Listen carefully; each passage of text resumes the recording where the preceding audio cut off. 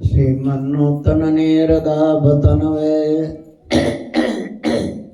श्रीमाधुरी मूर्तये तुंग तुंग तुरंग संगिवृतये चंचलत्वाससे नानाहार मनोहराय हरये यष्ट्याल सत्पाणये तस्मै श्री गुरवे भवाय सहजा नंदाय वंदामहे। ओम श्री स्वामिनारायणाय नमो नमः। श्री घनश्यामाय नमो नमः।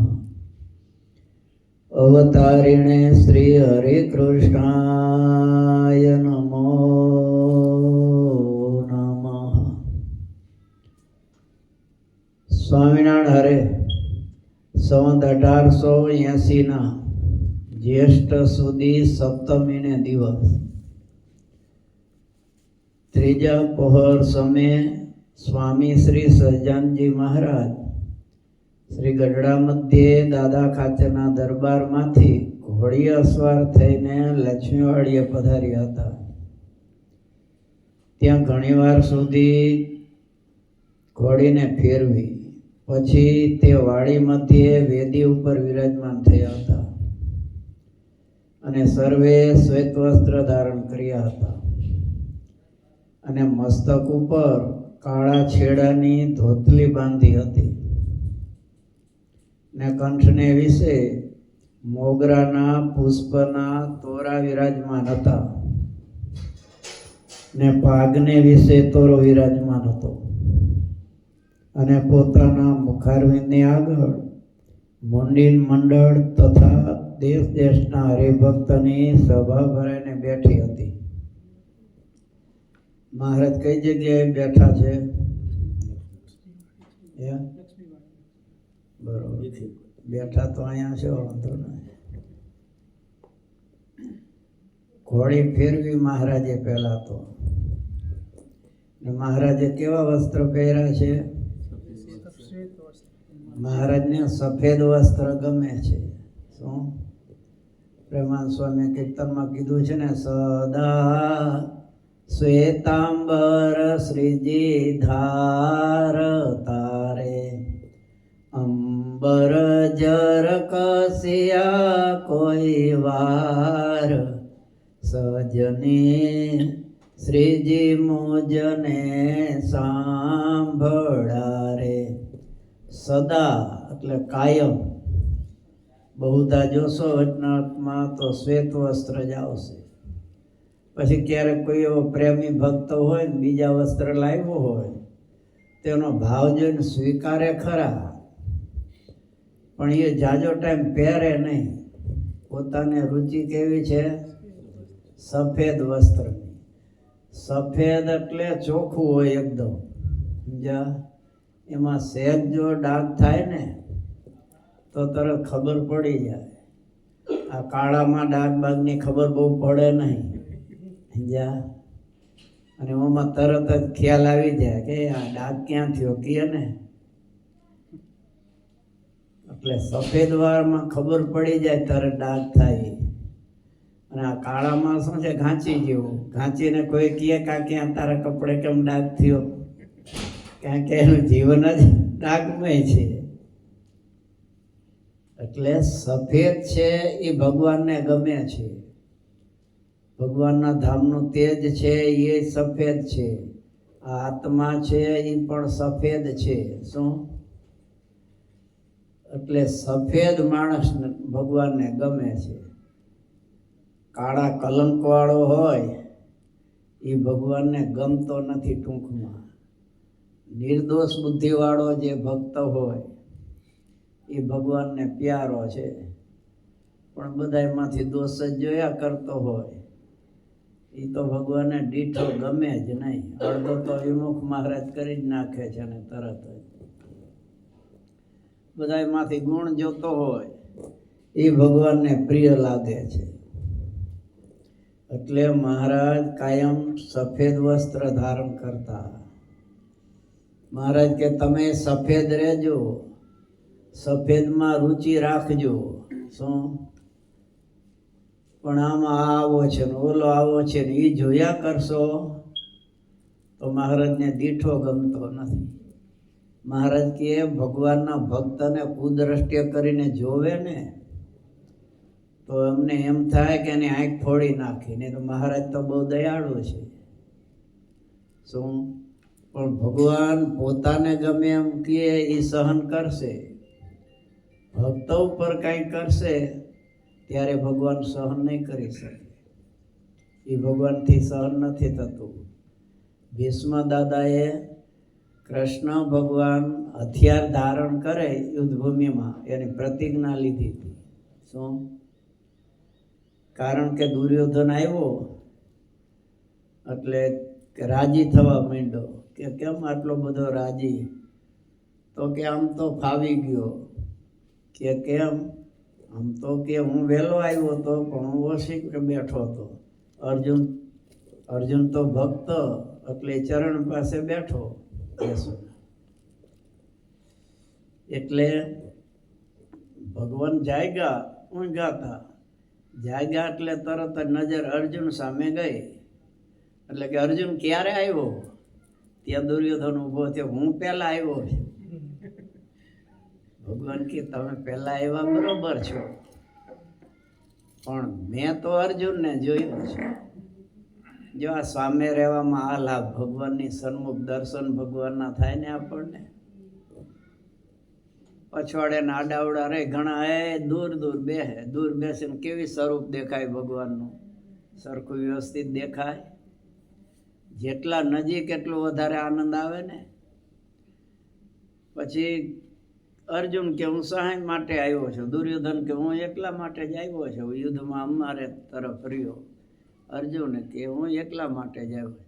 ભગવાન કે જો એક બાજુ મારું બધું સૈન્ય નારાયણી સેના રહેશે અને એક બાજુ હું રહીશ. પણ યુદ્ધ ભૂમિમાં હું હથિયાર ધારણ નહીં કરું. એટલે અર્જુન પહેલા મેં જોયો છે એટલે અને પાછો નાનો છે દુર્યોધનથી. એટલે પેલો અધિકાર એનો માગવાનો કહેવાય. એટલે અર્જુન કે પ્રભુ તમે પધારો મારા પક્ષમાં, મારે તમારી જરૂર છે. દુર્યોધન મનમાં રાજી થઈ ગયો કે વાંધો નહીં, એક તો હથિયારે ધારણ કરવાનો નહીં, તો જાનમાં લઈ જવાના છે, ઉજવા લઈ જવાના છે. હવે યુદ્ધ ભૂમિમાં તો લડવાનું છે અને અહીંયા જો હથિયાર ધારણ ન કરે શું કામનું? એટલે કે હું તો નારાયણી સેના લઈ જાય છે એમ ઢીલું ચાઈને બોલ્યો. ભલે અર્જુન તમને રાખે. પછી આવીને ભીષ્મ દાદા કે કાં? તો કે ભગવાને આવી શરત કરી તે અર્જુને તો પછી ભગવાનને માગ્યા. પછી મેં કીધું કે હું નારાયણી સેના. એટલે હવે એ ભગવાનને શું કરવાના આપણે હથિયાર ન ધારણ કરે તો? ભીષ્મ દાદા કે મૂર્ખા, વર વગરની જાન ન હોય. વર હોય તો જાન શોભે અને કન્યાને લાવવાની હોય. તું વગરની જાનમાં બેઠો છો એટલે વિજય રૂપી કન્યા હવે નહીં મળે તને. ભગવાનને રખાય તો બધું મળે. શું? તે યુદ્ધભૂમિમાં અનેક સંકટ આવ્યા. ભગવાન ભલે હથિયાર નહોતા ધારણ કરતા પણ એવી કૂટનીતિ બધી બતાવે કે આમ કરજો, આવી રીતે કરજો. તો એ જ કામ કરે ને. આ મોદી એ જ કરે છે ને. અમેરિકાને પાછું પાડી દીધું ને. તો એ કૂટનીતિ છે. એટલે અમુક વખત અમુક પુરુષોમાં ભગવાન પ્રવેશ કરતા હોય છે કાર્ય કરાવવા માટે. શું વેદશુદ્ધિના ગદ્યમાં આવ્યું ને, સ્વકૃત વિચિત્ર યોનિ સો વિસન્ય હોય હેતુ તયા.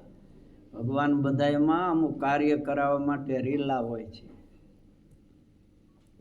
પણ ભીષ્મ પિતાએ એ વખતે પ્રતિજ્ઞા કરી. કૃષ્ણ ભગવાન શું સમજે છે એના મનમાં? એક તો યુદ્ધ ભૂમિમાં આવવાનું છે અને પાછા કે હથિયાર ધારણ નહીં કરવું, ક્ષત્રિયો હથિયાર વગરનો હોય. એ એમ સમજતા હશે કાંઈ બધા મારા જેવા જ હશે. યુદ્ધ ભીમમાં કૃષ્ણને જો હથિયાર ધારણ ન કરાવું તો મારું નામ ભીષ્મ નહીં. પણ ભગવાન ક્યારે હથિયાર ધારણ કરે જ નહીં, એ સારથીપણું કર્યું. પછી હથિયાર ધારણ કરાવવા માટે ભીષ્મ દાદા અને અર્જુનનું યુદ્ધ ચાલે છે. તે ભીષ્મ દાદાએ કૃષ્ણ ભગવાનને 1.25 બાણ માર્યા. આખું શરીર ચાયણી જેવું કરી નાખ્યું.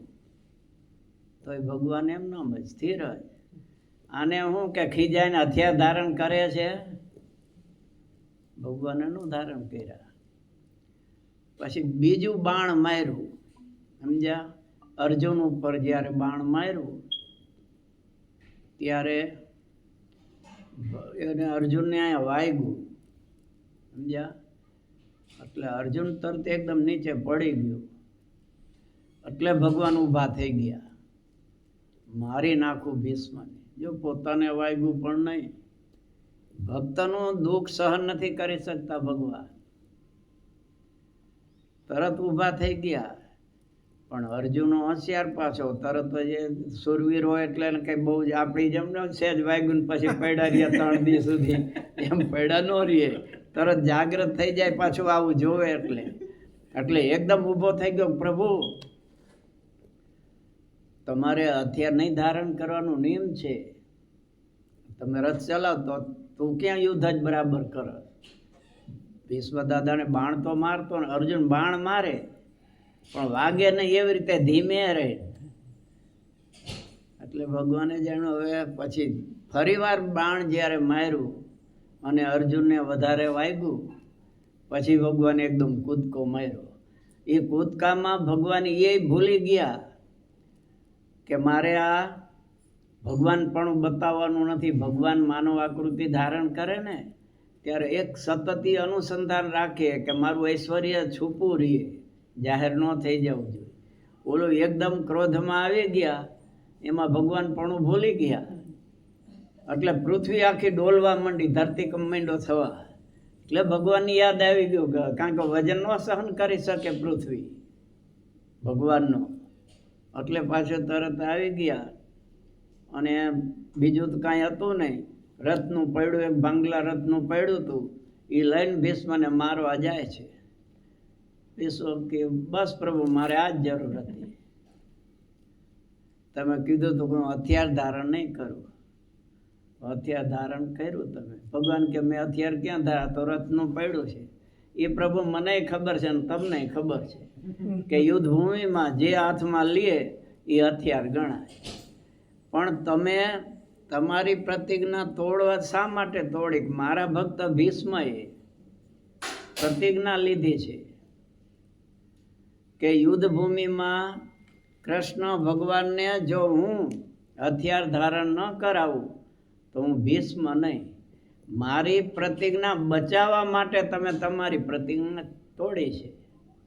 એક તો અર્જુનને બચાવવા માટે અને બીજી મારી પ્રતિજ્ઞા રાખવા માટે. ભક્ત માટે તમે કર્યું છે, તમારા માટે નથી કર્યું. એટલે એમ ભગવાન પોતાના ભક્તને કોઈ દુઃખ આપે ને એ સહન ન કરી શકે, તરત જ ભગવાન ક્રોધિત થઈ જાય. પછી શ્રીજી મહારાજે મુનિ પ્રત્યે પ્રશ્ન પૂછ્યો, જે એકાદશ સ્કંદના 12મા અધ્યાયમાં શ્રી કૃષ્ણ ભગવાને ઉદ્ધવજી પ્રત્યે કહ્યું છે, જે અષ્ટાંગ યોગ, સાંખ્ય, તપ, ત્યાગ, તીર્થ, વ્રત, યજ્ઞ અને દાન આદિ એણે કરીને હું તેવો વશ થતો નથી, જેવો સત્સંગ કરીને વશ થાઉં છું. શેનાથી ભગવાન વશ થાય છે? બીજા કેટલા સાધન કીધા? અષ્ટાંગ યોગ, સાંખ્ય, તપ, ત્યાગ, તીર્થ, વ્રત, યજ્ઞ અને દાન આદિ કે કરીને જેટલા ભગવાનની પ્રસન્નતાના સાધન છે એ બધાય કરતા ભગવાનને પ્રિય શું છે? સત્સંગ કરવો. આપણે તો પગે લાગીને ભાગ્યા. એ લટક સલામની જેમ દર્શન કરી તો કેવા, પછી તરત ને તરત પૂછો ભગવાને કેવી પાક ધારણ કરી છે તો ખબર નથી. હે આજે ભગવાનના કેવા વાઘા ધરાવ્યા છે પૂજારીએ, કેવો કલર છે? હે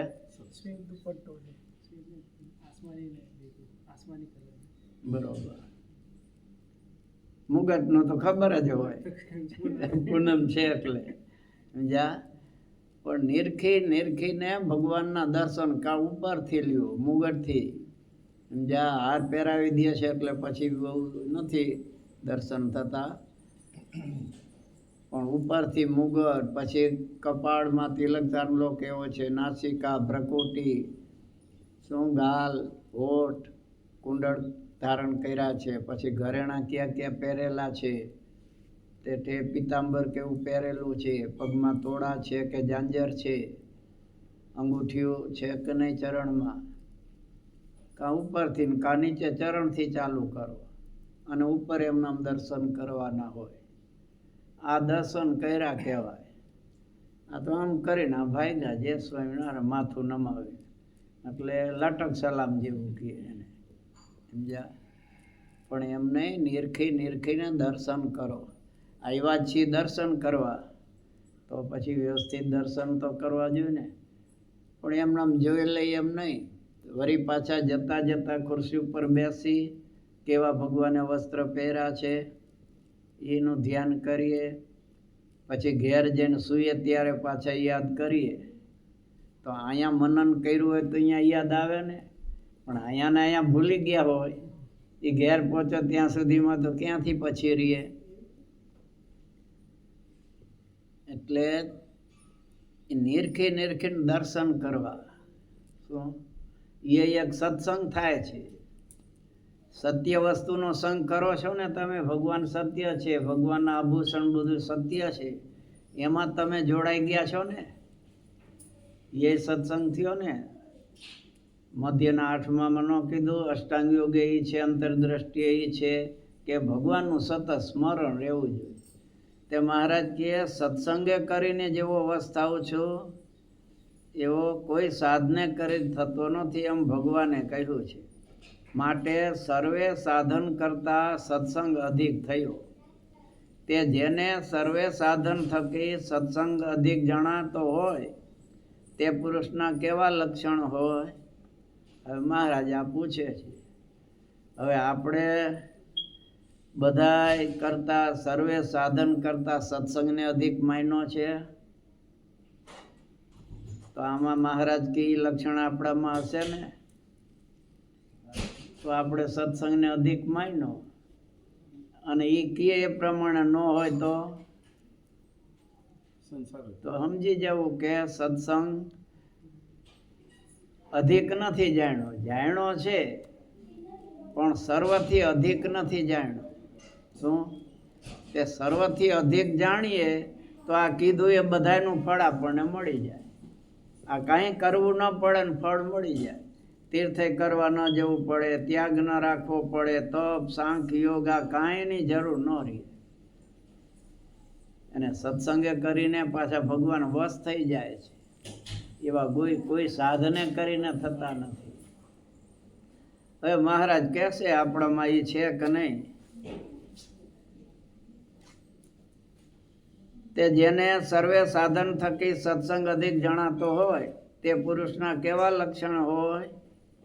પછી જેને જેવું સમજાયું તેવું તેણે કહ્યું પણ યથાર્થ ઉત્તર થયો નહીં. પછી શ્રીજી મહારાજ બોલ્યા, જેને ભગવાનના સંતને વિશે આત્મબુદ્ધિ છે. શું કીધું? જેને ભગવાનના સંતને વિશે જ આત્મબુદ્ધિ છે. હવે આત્મબુદ્ધિ એટલે આત્મબુદ્ધિ કેને કહેવાય? તમારા દેહમાં આત્મબુદ્ધિ છે ને. અહંતા અને મમતા આ માયા છે. મેયરુ મોર તોરતે માયા રામાયણમાં કીધું છે. માયા કઈ? મેં અને મોર તોર. મેં એટલે હું, આઈ એમ, સમજ્યા? ઈ માયા. હું અને મારું, દેહી મારો છે, દૈહિક પદાર્થો મારા છે. આ અહંતા દેહમાં અહમપણું છે, દૈહિક પદાર્થોમાં મમત્વપણું છે. પદાર્થો હોય કે વ્યક્તિ હોય, આ મારા છે. આ મારી પત્ની છે, આ મારા પુત્રો છે. એ સ્વપ્નમાં ભૂલાય છે ક્યારે? ભૂલમાં એમ થાય છે કે મારા નથી આ એકે. ગમે એટલું શાસ્ત્રો કીએ નહીં, અંતકાળે સગું નહીં કોઈને, તમે ભલે કયો, તમે તો કીધે રાખો અને અમે સાંભળે રાખી. કઈ સાચું છે ખોટું થોડું થવાનું છે?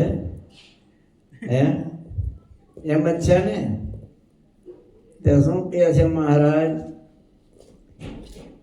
પછી જેને જેવું સમજાય તેને કોઈ થાય ઉતાર થયો નહીં. પણ શ્રીજી મહારાજ બોલ્યા, જેને ભગવાનના સંતને વિશે જ આત્મબુદ્ધિ છે. જેમ કોઈ રાજા હોય ને તે વાંજ્યો હોય ને પછી એને ગટપણમાં દીકરો આવે, પછી તે છોકરો તેને ગાળો દે. જો મહારાજે શું કીધું? પહેલા શું કીધું મહારાજે? વાંજ્યો હોય ને પછી તેને ગટપણમાં દીકરો આવે. અહીંયા પુત્ર શબ્દ ન આવ્યો તો દીકરો કીધો, સમજ્યા? દી વાળે તો દીકરો, શું છો વારે એ છોકરો. બાપાએ મિલકત વસાવી હોય એમાં વધારો કરતો જાય તો દીકરો કહેવાય.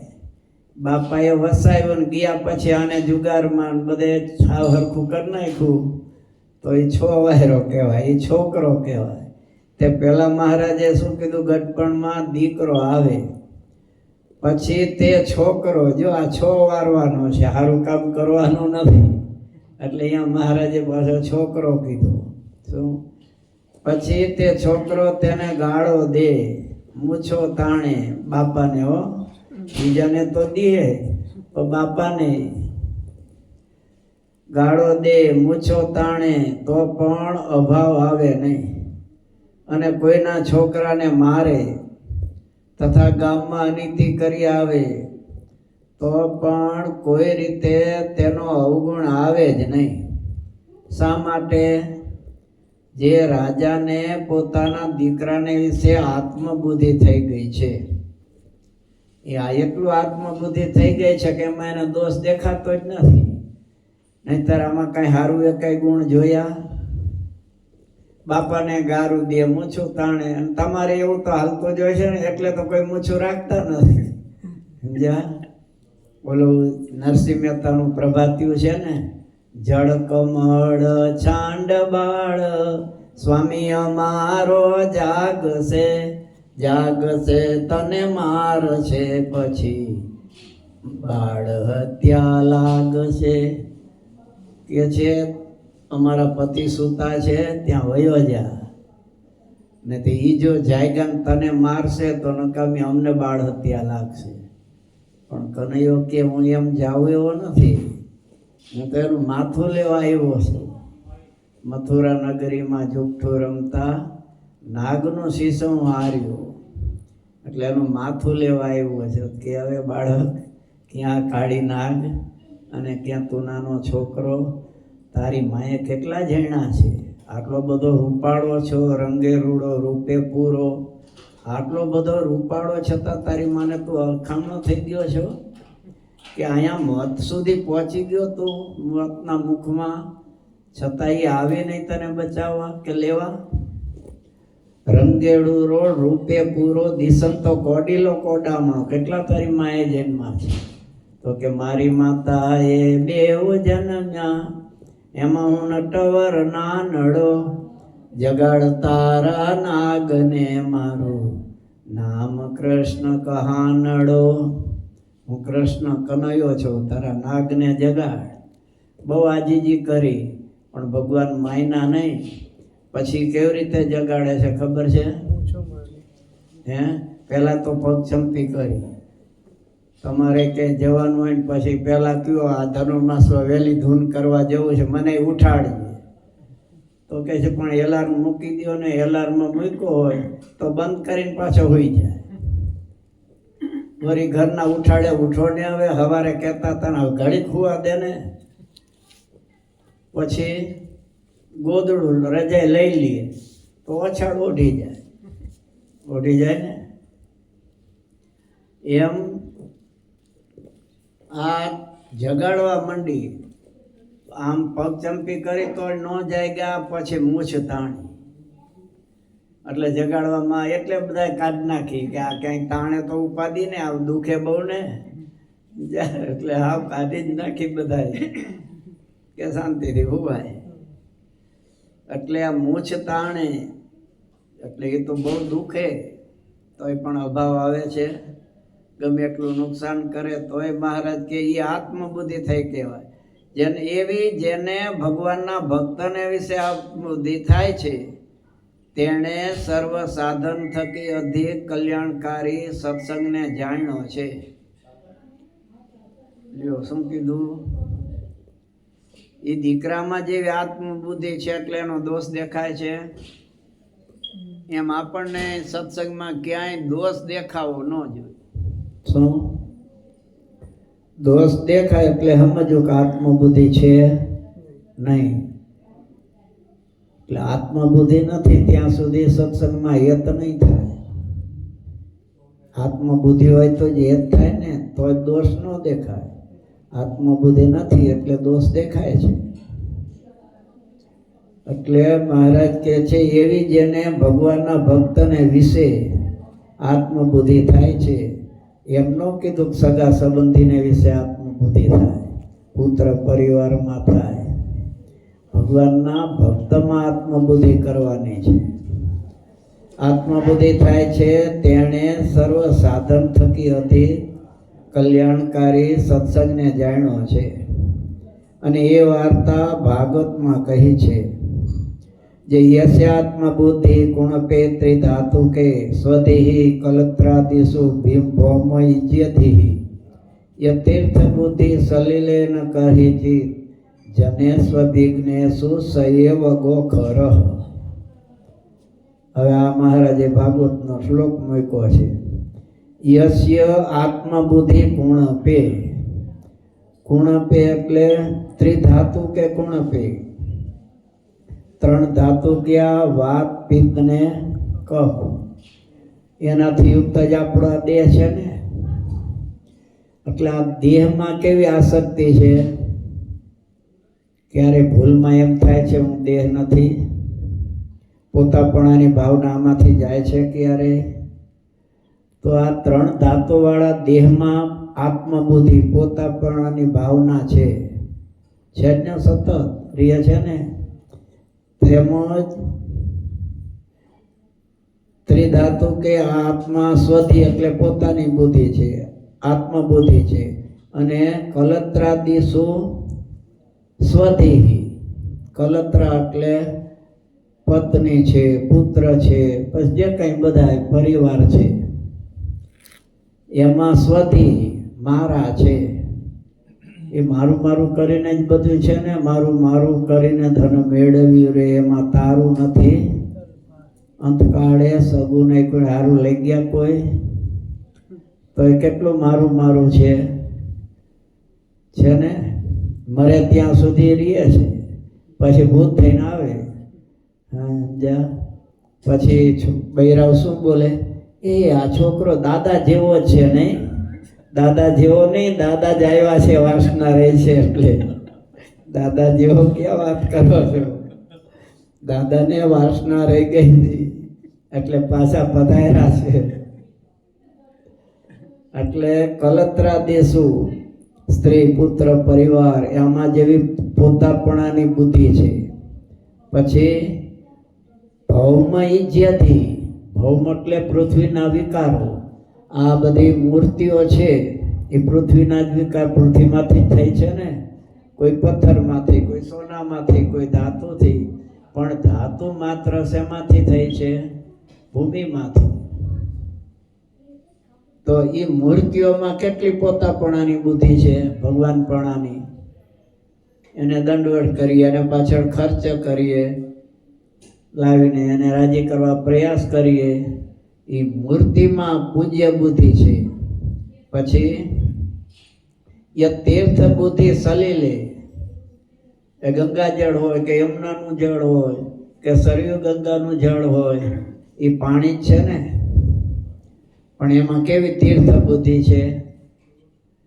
ગંગાજળ હોય કે લાવ લાવ મને એક ટીપું આપો, અને ટીપું લઈને માથે બધું કરીને કેટલી એમાં તીર્થ બુદ્ધિ છે. અને આનંદ કેવો થાય, ગંગાજળ આજ તો મળ્યું થાય ને. એમાં નાહવાથી કેવો આમ આનંદ થાય. ગંગાજીમાં નાહ્યા, અહીંયા નાહવા માટે તો પ્રયાગમાં એમાં કેટલા પહોંચી જાય છે, કેવા ખર્ચા કરીને. કુંભ મેળો હોય ત્યારે કેવી ગળદીમાં પહોંચી જાય છે. કેટલો એ તીર્થનો પાણીનો મહિમા છે, સલીલનો. એટલે એમ કે છે આ ત્રણ ધાતુનો જે દેહ, પુત્ર, પરિવાર, આ મૂર્તિ ભગવાનની, એમાં અને આ પાણીમાં જેટલી બધી પૂજ્ય બુદ્ધિ છે. ન કહે ચિત અભિજનેસુ સયવ ગોકર. હવે એવી પૂજ્ય બુદ્ધિ, એવી આત્મબુદ્ધિ સ્ત્રી પુત્ર પરિવારમાં છે.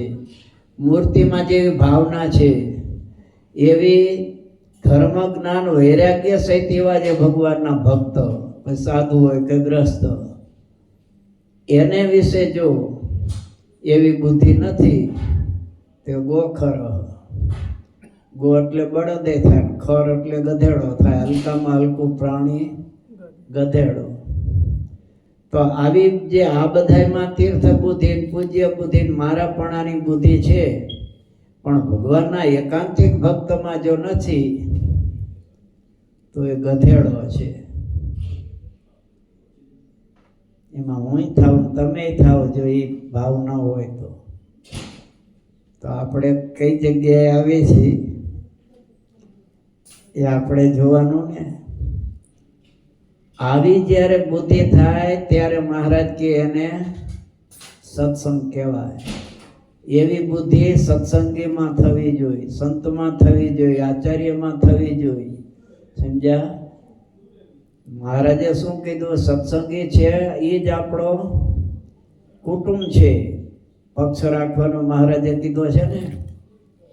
સગા સંબંધીનો પક્ષ રાખવાનો કીધો છે સત્સંગનો, સત્સંગીનો. સગા સંબંધીનો તો રાખો જ છો, પણ એનો પક્ષ રાખવાનો નથી. સત્સંગી છે એ એક આપણું એક કુટુંબ છે. સમજ્યા? સત્સંગી માત્ર બે દેશની ગાદીના જે કાંઈ હોય, આચાર્ય હોય, સંતો હોય, હરિભક્તો હોય, એ અમારા છે. આ સત્સંગરૂપી કુટુંબ છે. એમાં મોટેરા મહારાજે કોને કર્યા છે? આચાર્યને. જેમ કુટુંબમાં મા બાપ મોટેરા હોય, એમ સત્સંગમાં મોટેરા આચાર્ય મહારાજ છે. તો એનું એ પ્રમાણે આજ્ઞાનું પાલન કરવું પડે ને. પણ ઘણા છોકરા મા બાપનું માનતા નથી, એવાય હોય છે ને. તો એમનું ન માની તો આપણે એ માયલા જ થયા ને. પછી સંતો છે, હરિભક્તો છે. અને એવી બુદ્ધિ થવી જોઈએ. આત્મબુદ્ધિ છે, મૂર્તિમાં છે એવી.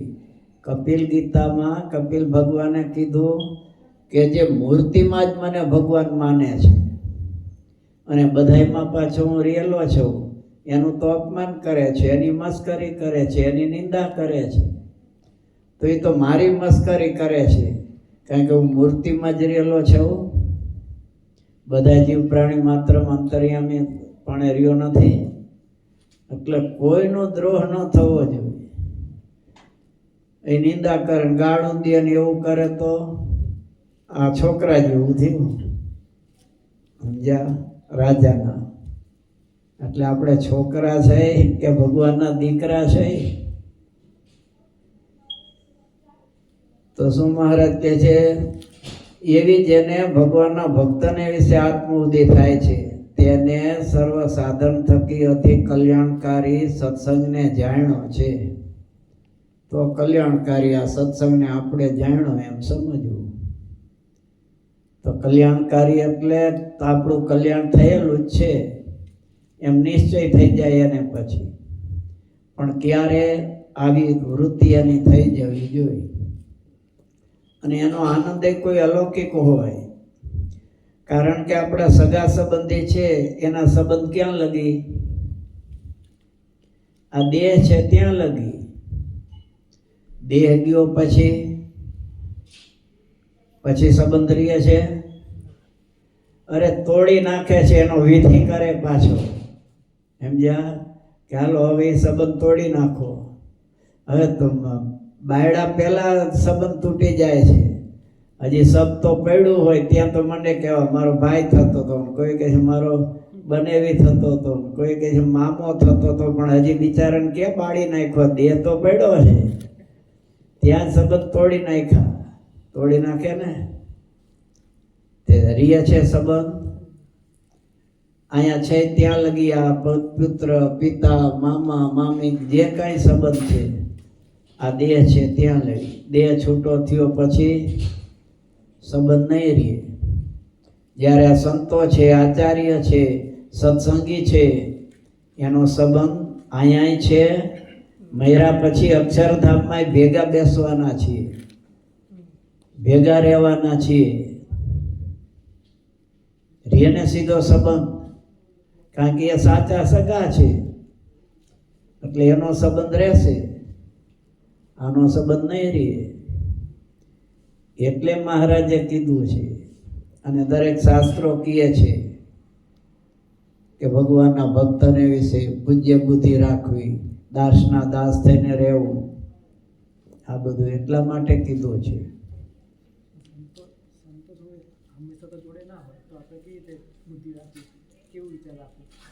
સંતો તો હંમેશા જોડે ના હોય. તમે અત્યારે આવ્યા બે મહિના જતા રહેશો એટલે વિચાર કેવો રાખો? દીકરો અમેરિકા ગયો હોય પછી ભૂલી જાઓ છો દીકરાને? કેવો વિચાર રાખો? બસ એક મારા છે. સંતો ભક્તો બધા મારા છે. જે ભગવાનને ભજે એ મારો છે. એટલે એ મારાપણાની બુદ્ધિ રહેવી જોઈએ. કોઈ પણ જ્યારે જુઓ ત્યારે એને જોઈને આનંદ થવો જોઈએ. દ્વેષ ભાવ સહેજે થવો ન જોઈએ ભગવાનના ભક્તો ઉપર, કારણ કે એ ભગવાનને ગમતું નથી. સમજ્યા? અને આ જ સંબંધ સાચો છે. બાકી તો ઘણાને બાપા કે નથી કહેતા પિતરીઓ નડે છે. તે પિતરીઓ શું કામ નડે છે? કઈ તો વયા ગયા, પોતાની હયાતીમાં કાંઈ કર્યું નહીં દાન પૂર્ણ, અને એમ માન્યું પાછળ છોકરા કરશે. અને છોકરા એવા પાક્યા કે કાંઈ એવું કરવું નથી. હવે જવા દ્યો ને, આ જમાનામાં એવું કંઈ ન કરાય. પછી ઓલો ખીજાય કે મારા દીકરા આટલી બધી મેં મિલકત આપી તો એમાંથી મારા માટે કાંઈ કરવા તૈયાર નથી. અને પછી એને ખબર પડી જાય છે કે આ મારો છે જ નહીં. દેહ હતો ત્યાં લગી સંબંધ, પછી ખબર પડી જાય છે. જ્યાં આપણે સારંગપુરના દરબાર છે ને, એનો દીકરો હતો તે નાનપણથી એવો નુકસાની કર્યા કરે, છેવટે 20 વર્ષના થયા દીકરો. સમજ્યા? તો એવું નુકસાન કરે. ગાય હોય, ભેંસ હોય, એના પાડાને વાસડાને છોડી નાખે. એટલે ઓલી તો ધાવવા દોડી જાય, અને ધાવે એટલે આ શું કહે, કોઈની ભેંસને કોઈનું પાડો ધાવે, કોઈની ગાને કોઈનું વાસડું ધાવે, આમ બોલ્યા કરે. બીજું કાંઈ હોય તો નુકસાન જ કર્યા કરે, કાં તો તોડી ફોડી નાખે. આમ બધું કર્યા કરે. બાપુ એવા કંટાળી ગયા કે હવે 20 વર્ષનો દીકરો ને ક્ષત્રિય પાછા, બહુ કહેવાય નહીં. અને આમ નામ નુકસાની કાયમ ચાલુ જ. એટલે એવા કંટાળી ગયા. એમાં પછી ગોપાળાન સ્વામી આવ્યા. એટલે ગોપાલ સ્વામીને વાત કરી, સ્વામી આ એક દીકરો છે પણ તોબા છે, એવી નુકસાની કરે છે, કીધાની વાત નહીં. જો ખેતર ગયો હોય તો ચાહે ઢોરા આઘા હોય એને બોલાવીને ખેતરમાં પૂરે અને બધું ખવડાવી દે. આવી બધી નુકસાની કરે છે. સ્વામીએ ધ્યાન કરીને જોયું કે બાપુ તમારે કોઈ હાથી હતો? તો કે આ એક હાથી હતો. કેટલા વર્ષ તમારે ત્યાં કામ કર્યું, પછી પગાર શું આપતા? કે પગાર હું આપતો ને એ માગે બિચારો કે બાપુ મને હવે પગાર આપો. તો હું કહું કે હમણો તમણો ક્યાં જુદો છે? અમારું ને તમારું એક જ છે ને, હવે એમાં હું પગાર આપવાનો હોય?